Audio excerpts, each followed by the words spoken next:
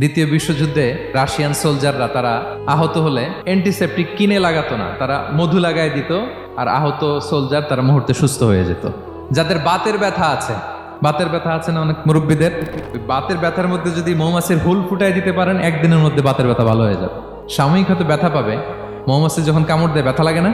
এবং এই মধুর ভেতরে আল্লাহ তাআলা ন্যাচারাল অ্যান্টিসেপটিক রেখেছেন, এটার নাম প্রপোলিস। মুখতালিফুন আলওয়ানু, বিভিন্ন ধরনের ক্রিম হানি, হোয়াইট হানি, ইয়েলো হানি, ব্ল্যাক হানি, নানা ধরনের হানি আল্লাহ তাআলা এইভাবে প্রিজার্ভ করেছেন মৌমাছির মধ্য দিয়ে। আল্লাহ বলেন এই যে এতগুলো মৌমাছি পুষ্প রস এনে মৌচাকের মধ্যে রসগুলো রাখে, মধু তৈরি হয়। আল্লাহ বলেন ইন্না ফি যালিকা লাআয়াতান লিকওমি ইয়াতাফাক্কারুন, নিশ্চয় এর মধ্যে আল্লাহ তাআলা চিন্তাশীলদের জন্য নিদর্শন রেখেছেন। যারা চিন্তা করে, তারা হাতের তালুতে শুধু জিহ্বা দিয়ে চেটে চেটে খায় না, তারা ভাবে কোত্থেকে আসলো এই মধু, কিভাবে মৌমাছিগুলো যায়, কিভাবে ফিরে আসে। তাহলে বলেন তো আমাদের চিন্তাশীলতার দরকার আছে না নাই?